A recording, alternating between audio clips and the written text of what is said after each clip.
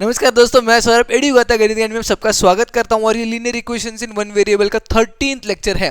इस 13th lecture में जो टाइप 1 के क्वेश्चंस हम लोग 12th लेक्चर में कर रहे थे, उन्हीं टाइप 1 क्वेश्चंस के वर्ड प्रॉब्लम्स को देखने वाले। बट ये वर्ड प्रॉब्लम्स थोड़े से नेक्स्ट लेवल रहने वाले, थोड़ा सा डिफिकल्ट आपको लग सकता है। ये क्यों नेक्स्ट लेवल और डिफिकल्ट मैं कह रहा हूँ, ये आपको पता चलेगा जब आप एक एक क्वेश्चन को पढ़ोगे और सॉल्व करोगे। तो चलिए शुरू करते हैं। शुरुआत करते हैं सबसे पहले क्वेश्चन के साथ। क्वेश्चन क्या कहता है, पढ़ लेते हैं। The present age of Raman's mother is 3 times the present age of Raman. After 5 years their ages will added to 66 years. Find their present ages. अब ये एजेस वाले क्वेश्चंस बहुत तरह के पूछे जा सकते हैं आपको कंफ्यूज करने के लिए। बट इन एजेस वाले क्वेश्चंस को किस तरह से सॉल्व करना है, स्टेप बाय स्टेप फिर से बताता हूँ, ध्यान से देखिएगा। सबसे पहले रमन्स मदर और रमन की एज को कंपेयर करा जा रहा है, इतना तो आपको पता है, ठीक है। उसके बाद फिर से पढ़िए, the present age of Raman's mother is 3 times the present age of Raman.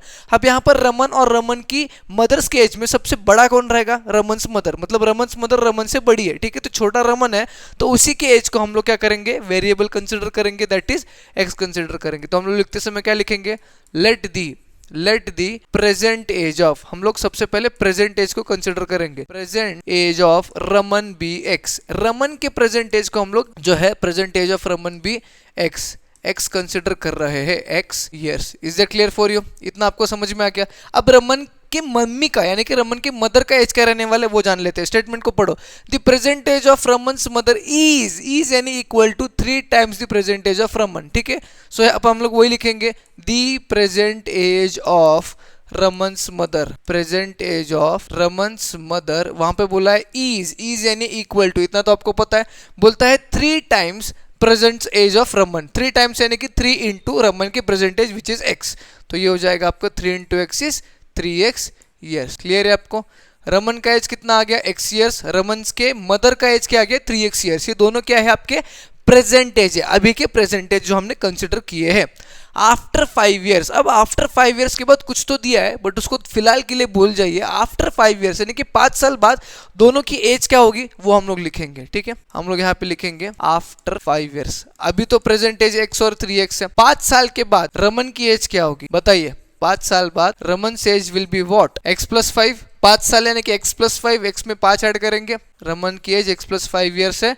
और रमन के माता जी का एज, रमन्स मदर एज कितना होगा? उनका प्रेजेंट एज तो 3x था, तो 5 साल बाद उसमें 5 ऐड कर देंगे, विच इज 3x + 5। ज्यादा कंफ्यूज तो होना ही नहीं है इसमें, इतना समझ में आ गया। अब कंडीशन को पढ़ो, बोलते हैं after 5 years their ages will add up to 66 years, यानी कि 5 साल बाद उनके एज को जब हम लोग ऐड करेंगे तो आंसर हमारा 66 years आने वाला है। यानी कि इन दोनों को, ये एक ये दो, किन किन दोनों को हमको ऐड करना है, किन दोनों को ऐड करना है, ये एक और ये दो, इनको ऐड करेंगे तो हमारा एज जो है वो 66 आना चाहिए, उनका एडिशन जो है वो 66 आना चाहिए। तो यहाँ पे लिखेंगे अकॉर्डिंग टू क्वेश्चन, प्रश्न के हिसाब से या फिर प्रश्न के अनुसार x + 5 विच इज रमन का एज, इसमें हम लोग ऐड करेंगे 3x + 5 जो कि उसके माता जी का एज है, 5 साल बाद दोनों का एज है, इनको ऐड करेंगे तो 66 आने वाला है। इस इक्वेशन को जो सॉल्व कर लेगा या फिर सबसे पहले तो इस इक्वेशन को जो लाएगा वो सही जा रहा है और यहाँ से सॉल्व जो करेगा वो सही करने वाला है। जैसे कि x + 3x will be 4x + 5 + 5 will be 10 is equals to 66, ठीक है। तो 4x, अब ये 10 जो है यहाँ पे प्लस है, वहां पे जाके क्या हो जाएगा माइनस, तो 66 - 10 जो कि आपका आंसर आएगा 4x इज इक्वल्स टू 56। अब x की वैल्यू निकालनी है, ट्रांसपोजिशन मेथड कहता है जो 4 मल्टीप्लिकेशन में है ना वेरिएबल के साथ, उसको डिवाइड कर दो 56 के नीचे। तो मैं यहाँ पे 56 के नीचे इसको डिवाइड कर दूंगा, जो कि डिवीजन करने के बाद, सिंप्लीफाई करने के बाद आपको 14 आंसर आने वाला है। x की वैल्यू क्या आ गई है 14, x इज इक्वल्स टू क्या आया हमारा 14। अब x क्या कंसिडर किया था हमने, x था रमन का प्रेजेंट एज, ठीक है। तो यहाँ पे लिखेंगे Raman's present age is equals to 14 years, ठीक है। और अगेन सेकंड, उसके माताजी का एज कितना है, मदर से एज उसके 3x कितना है 3x यानी कि 14 into 3, 14 3s are 42, तो उसके माताजी का कितना एज आ गया 42 years। Is that clear for you? Age वाले क्वेश्चन को किस तरह से टैकल करना समझ में आ रहा है ना आपको? अगर हम लोग बढ़ते हैं सेकंड क्वेश्चन, आज के वीडियो को सेकंड क्वेश्चन की तरफ, तो क्वेश्चन क्या है पढ़ लेते हैं। Devashi has a total of 590 rupees as currency notes in the denomination of ₹50, 20 and ₹10। यानी कि देवाशी एक लड़की है जिसके पास टोटल 590 रुपए है, जिसमें उसके पास 50 रुपए के नोट है, 20 रुपए के नोट है और 10 रुपए के नोट है। The ratio of number of 50 rupees notes and 20 rupees notes is 3:5। यानी कि उसके पास जो 50 रुपीज नोट्स है और 20 रुपीज नोट्स है उन दोनों का रेशियो निकालेंगे तो 3:5 आ रहा है। और आगे क्या कहा गया है, if she has a total of 25 notes, और टोटल उसके पास जो है, टोटल नोट जो है उसके पास 25 है, तो how many notes of each denomination does she have. यानी कि 50 के, 20 के और 10 के कितने कितने नोट्स उसके पास है, अगर टोटल उसके पास 25 नोट्स है। सबसे पहले तो यहाँ पे देखिएगा, आपको टोटल तो दिया 590, इट्स ओके, बट हमें रेशियो किस चीज का दिया है, 50 रुपए नोट्स और 20 रुपए नोट्स का इज 3:5। ठीक है, तो यहाँ पे मैं आपको बताता हूँ किस तरह से आपको सेंटेंस या फिर स्टेटमेंट जो है वो फॉर्म करना है।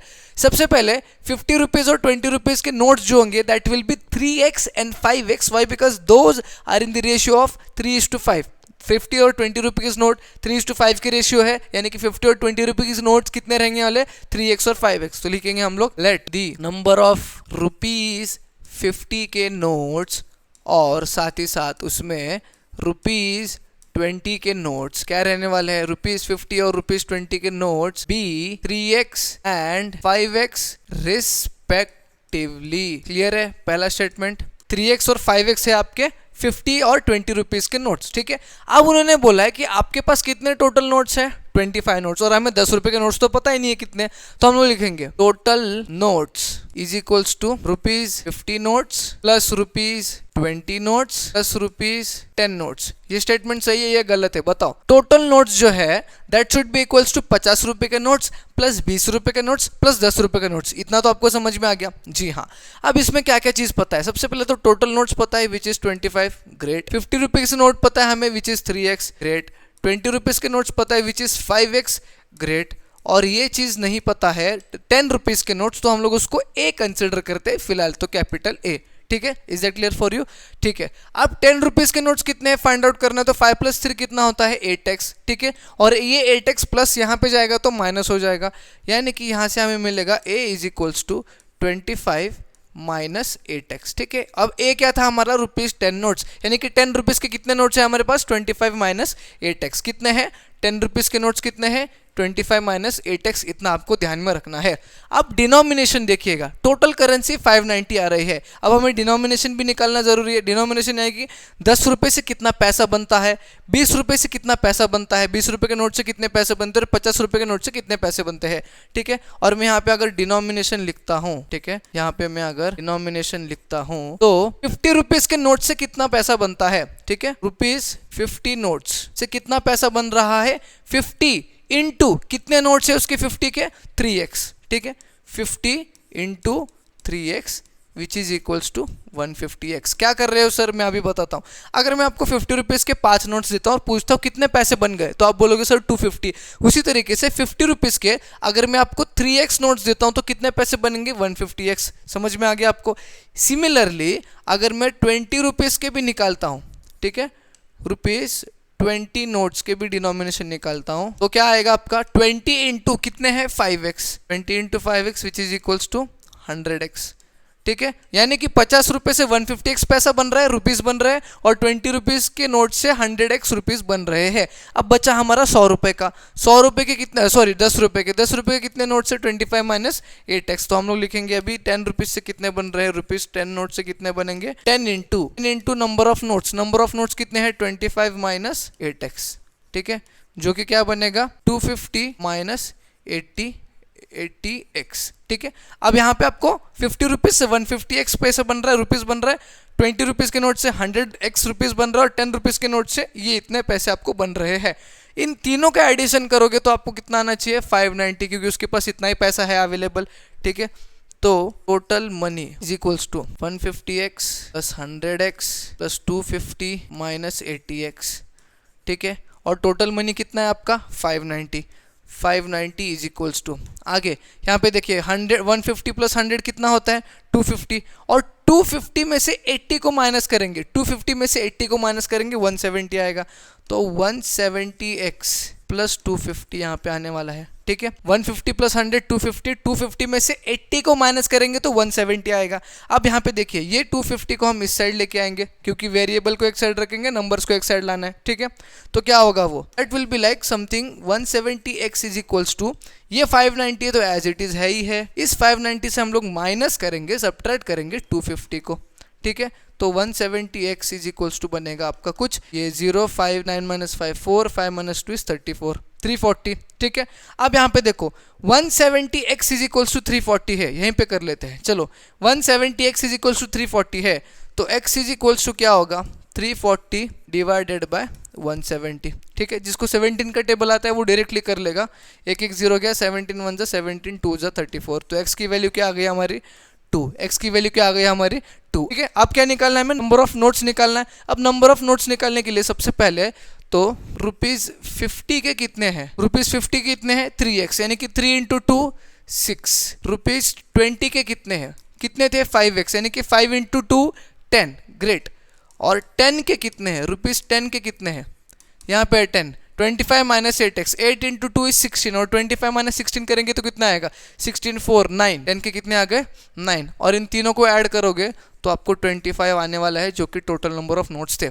Is that clear for you. क्या किया, सबसे पहले हमने इनका रेशियो जो दिया था 50 और 20 रुपीज़ के नोट्स का, उससे हमने उनके नोट्स की वैल्यू निकाली, 3x नोट्स है 5x नोट्स है, और जो टोटल अमाउंट ऑफ नोट्स दिए थे 25, उससे हमने 10 रुपये के नोट्स की वैल्यू निकाली विच इज 25 माइनस 8x। उसके बाद हमने क्या किया, डिनोमिनेशन निकाला, यानी कि हर एक नोट से कितना पैसा बन रहा है। 50 रुपये के नोट से कितना पैसा बन रहा है 150x, 20 रुपये के नोट से कितना पैसा बन रहा है 100x, उसके बाद 10 रुपये के नोट से कितना पैसा बन रहा है 250 माइनस 8x। इन सारे पैसे को जब ऐड करेंगे तो टोटल 590 आना चाहिए। तो 590 इज इक्वल्स टू इन सारे को टोटल किया, जिससे हमें x की वैल्यू विच इज वेरिएबल की वैल्यू 2 मिली।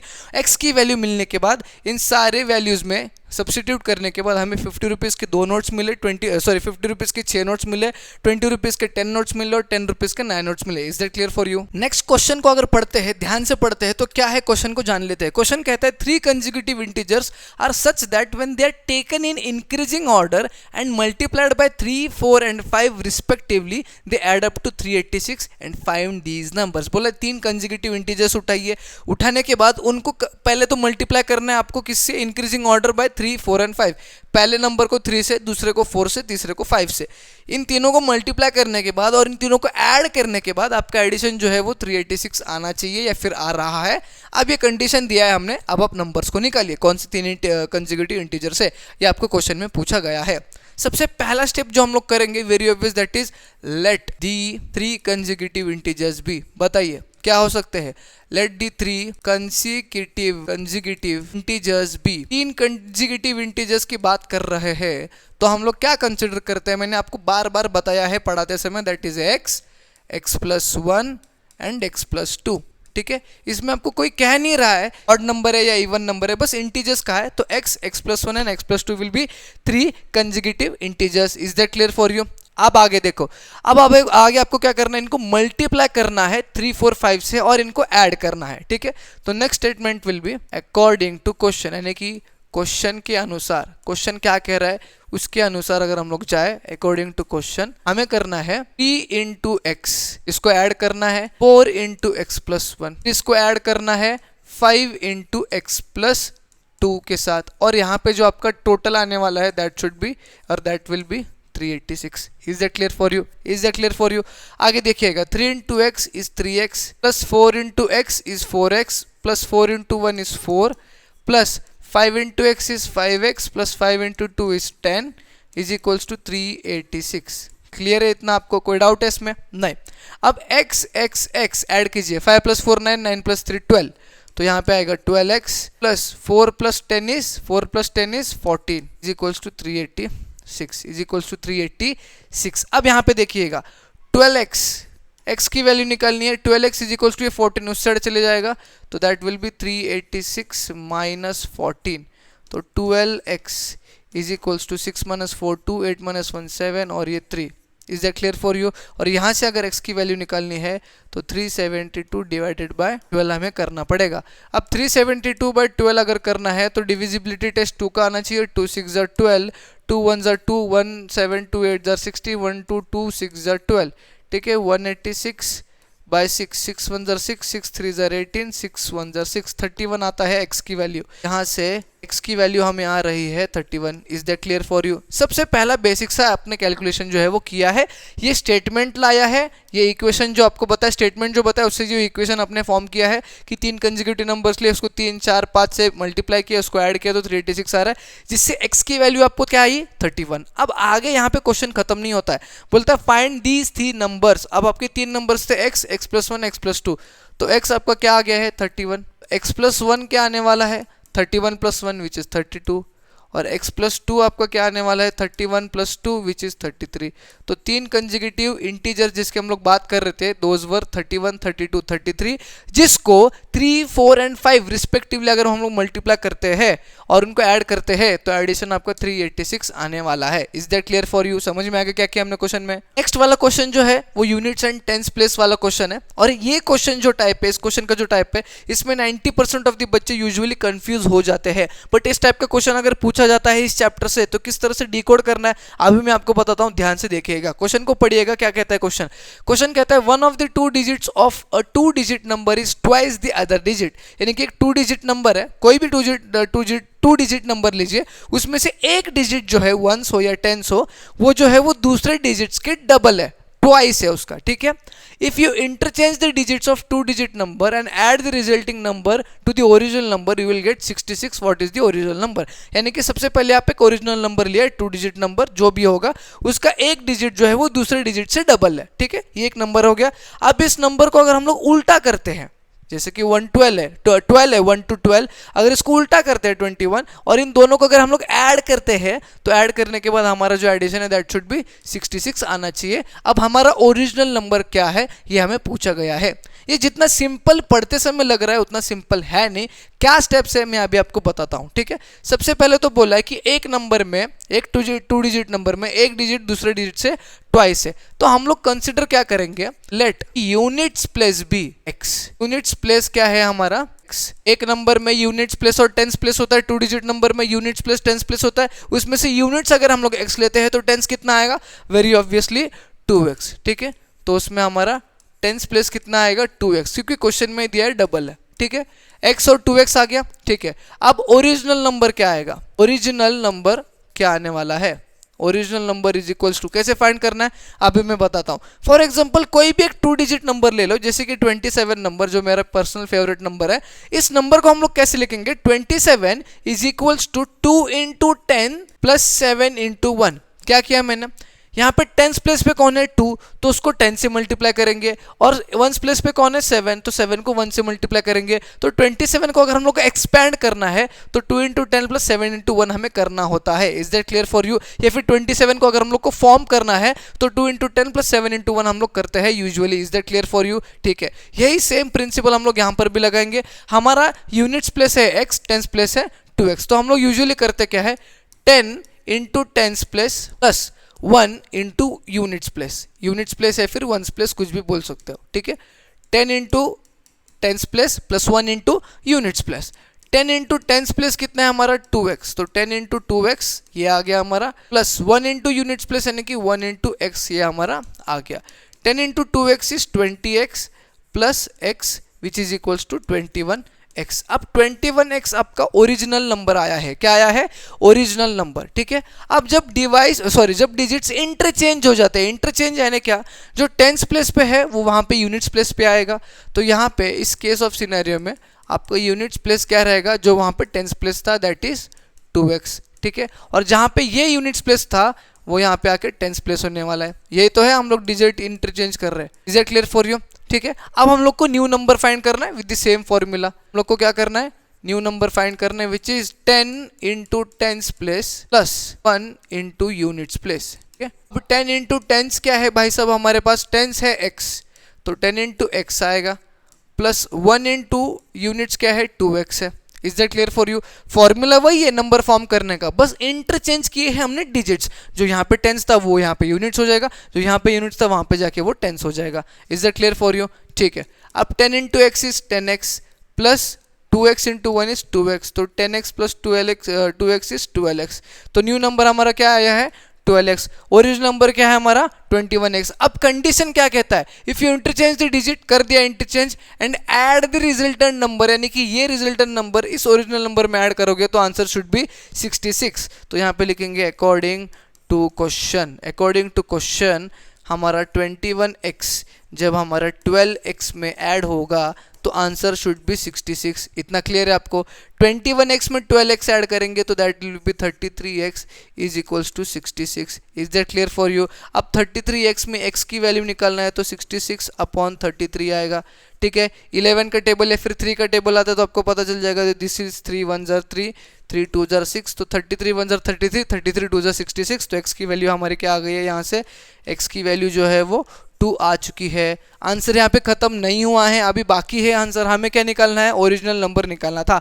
ओरिजिनल नंबर क्या है 21x, ओरिजिनल नंबर क्या है 21x। तो original number is equals to 21x, जिसमें हमें 21 इंटू एक्स की वैल्यू जो है वो सब्सटीट्यूट करना है 2, तो that will B 42। 42 is your final answer. 42 is the required answer जो आपको पूछा है, original number, so called original number. देखिए यहाँ पे यूनिट्स प्लेस जो है या फिर टेंस प्लेस जो है वो यूनिट्स प्लेस के डबल है, सही है। 4 है जो 2 इंटू 2 करेंगे तो आएगा, ठीक है। Is that clear for you, ठीक है। और 42 और 24 इसका इंटरचेंज करने के बाद क्या आएगा 24। 42 और 24 को ऐड करोगे तो आपको भी क्या आने वाला है 66। Is that clear for you. Recheck करने के बाद भी पता चल रहा है कि आंसर हमारा सही जा रहा है। क्या किया हमने, फिर से बताता हूँ शॉर्ट में। यूनिट्स प्लेस को x, टेंस प्लेस को 2x, इंटरचेंज करने के बाद units plus 2x, tens plus x। फिर ये फॉर्मूला है आपका और नंबर निकालने का, 10 into tens place plus 1 into units place. उससे हमने ओरिजिनल नंबर और न्यू नंबर निकाला, इन दोनों को ऐड किया और 66 आ रहा है, ये क्वेश्चन में बताया, जिससे x की वैल्यू निकली।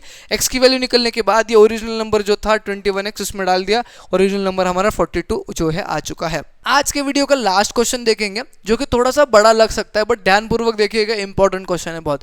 क्वेश्चन कहता है school organized an essay competition and decided that a winner in the competition would get a prize of ₹1000 and a participant who does not win would get a prize of 200।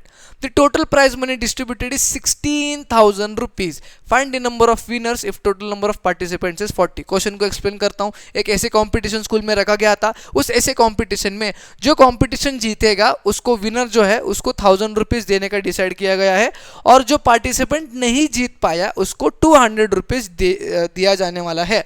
उसके बाद total money जो distribute किया है उस competition में, मतलब winners and non winners को total money जो डिस्ट्रीब्यूट किया है जो है रहने वाला है 16,000 रुपये, 16,000। अब हमें निकालना है कि नंबर ऑफ विनर्स कितने हैं if total number of participants जो है वो 40 रहने वाले हैं। टोटल पार्टिसिपेंट्स 40 है, विनर्स कितने हैं वो हमें फाइंड आउट करना है, ठीक है। तो जो हमें फाइंड आउट करना है उसी को हम लोग वेरिएबल कंसिडर करते हैं। तो हम लोग लिखेंगे number of winners is equals to x, एकदम बेसिक सा। नंबर ऑफ विनर्स हमने एक्स लिया, ठीक है। टोटल पार्टिसिपेंट्स कितने हैं बताइए तो एक बार। टोटल पार्टिसिपेंट्स कितने हैं 40, अभी क्वेश्चन में दिया है, ऊपर ही दिया है यहाँ पे। टोटल पार्टिसिपेंट्स कितने हैं 40। अब मुझे एक बात बताइए, अगर 40 बच्चे हैं जिसमें x विनर्स है तो नॉन विनर्स कितने रहने वाले हैं, ठीक है। Number of students who does not win the competition, number of student who does not win the competition कितने रहने वाले हैं, वेरी ऑब्वियस सा। 40 स्टूडेंट्स में से x अगर विनर है तो बचे हुए जितने भी है वो नॉन विनर्स है, 40 minus x. Is that clear for you. Total 40 है, विनर्स x है, जो नहीं जीत पाए वो 40 माइनस एक्स है। इतना तो क्लियर है आपको, ठीक है। अब क्या बोला है, जो विनर है, ये जो विनर है इसको 1000 रुपये दे दिया गया है, और जो नॉन विनर है इसको 200 रुपये दे दिया गया है, ठीक है। तो हम लोग डिस्ट्रीब्यूशन ऑफ प्राइज लिखेंगे। Prize distribution is equals to, किस तरह से डिस्ट्रीब्यूशन हुआ है, विनर्स में कैसा पैसा बांटा गया है, विनर्स में कैसा पैसा गया है x इंटू कितना 1000। तो टोटल विनर्स जितने थे उनको ₹1000x बांटा गया है, ठीक है। जो नॉन विनर्स है, जो जीत नहीं पाए कंपटीशन को, उनको 200 रुपये दे रहे थे, और कितने बचे थे वो 40 माइनस एक्स। तो 40 माइनस एक्स को हम लोग 200 रुपये ईच दे रहे हैं। तो ये आपका आने वाला है ₹100 इंटू 40, 4 2 ज़र इज 8, ठीक है। और 30 8000 माइनस 200x, ठीक है, 8000 माइनस 200x इज द पैसा जो कि बांटा गया है नॉन विनर्स को। अब हमारे पास टोटल पैसा जो बांटा गया है दैट इज 16000, ठीक है। टोटल मनी डिस्ट्रीब्यूटेड, जो टोटल पैसा बांटा गया है that should be is equals to winners का पैसा प्लस नॉन विनर्स का पैसा, ठीक है। विनर्स के पैसे और नॉन विनर्स के पैसे को हम लोग ऐड करेंगे तो हमारा टोटल पैसा आने वाला है। टोटल पैसा कितना दिया है हमारे पास 16,000 रुपीज़, ठीक है। विनर्स ने उसमें से कितने जीत पाए हैं 1000x rupees, plus non winners कितने जीत पाए हैं 8000 minus 200x। Is that clear for you? अब यहाँ से वेरी ऑब्वियस आपको x की वैल्यू फाइंड आउट करनी है। अब यहाँ पे देखिएगा, ध्यान से देखिएगा, 1000x minus 200x is 800x। 1000 में से 200 गया तो बचा 800। ये प्लस 8000 यहाँ पे जब जाएगा तो माइनस हो जाएगा, और 16000 में से 8000 जाएगा तो कितना बचेगा 8000, ठीक है। यानी कि 8000 इज इक्वल्स टू 800x, ये हमारा कंडीशन आ गया है।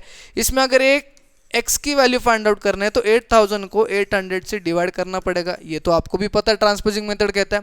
अब यहाँ से देखोगे तो ये 2 0, ये 2 0 हो गया, ये 1 और ये 10, यानी कि आपको x की वैल्यू क्या आ चुकी है 10। x की वैल्यू क्या आ चुकी है 10।